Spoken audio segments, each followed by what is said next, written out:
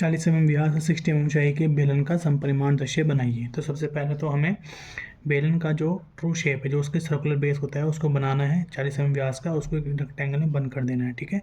और उसके बाद हम इसके जो तल है उसको ऊर्ध्वाधर हॉरिजॉन्टल लेके हम इसका आइसोमेट्रिक व्यू बनाएंगे, ठीक है।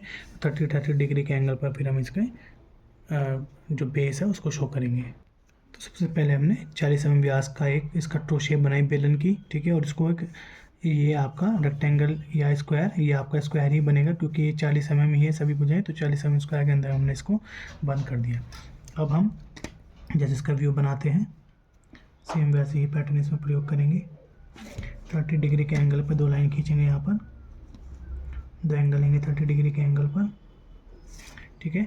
इसका जो पी साइड है इसको हम इसका केंद्र मान लेंगे, ठीक है। जो इसकी लेफ्ट साइड का पी है इसको हम केंद्र मान लेंगे, और इसकी जो पी क्यू भुजा है वो राइट साइड में आ जाएगी और पी एस भुजा इसकी लेफ्ट साइड में आ जाएगी, ठीक है। तो ये सभी 4-4 सेंटीमीटर के हैं, तो हम यहाँ से 4-4 सेंटीमीटर की लाइन खींच लेंगे।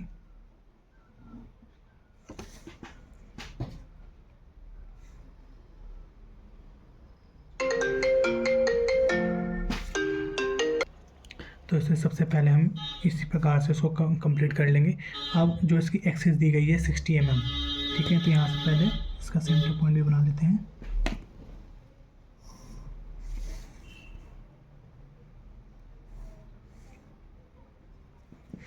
अब 60 mm सभी पॉइंटों से हम 60 mm की इसकी हाइट उठाएंगे सीधे 90 डिग्री पे।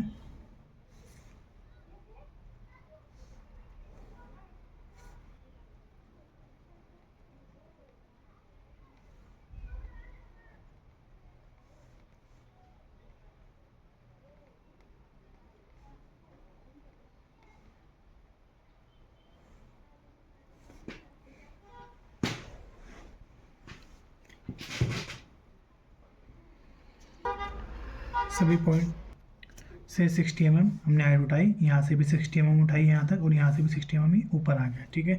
अब सेम हम ऊपर ड्रॉ करेंगे, जैसे हमने नीचे ड्रॉ किया सेम हम ऊपर ड्रॉ करेंगे, ठीक है। ये P Q R S same आपका ऊपर आ गया है, ठीक है। अब ये जो आपका A B C D point है सेम हमें यहाँ पे लेने हैं और सेम हमें इसी प्रकार से ड्रॉ करना है, ठीक है।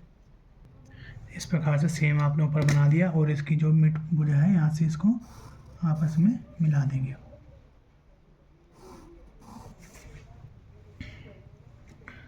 कि प्रथम कंडीशन जब है उसका तल क्षैतिज है और उसकी अक्ष ऊर्ध्वाधर है, तब उस कंडीशन में उसका आइसोमेट्रिक व्यू इस कंडीशन में बनेगा।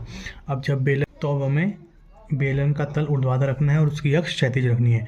तो इसके लिए हमें जो आइसोमेट्रिक एक्सिस हम बनाएंगे एक 30 डिग्री के एंगल पर और एक 90 डिग्री के एंगल पर।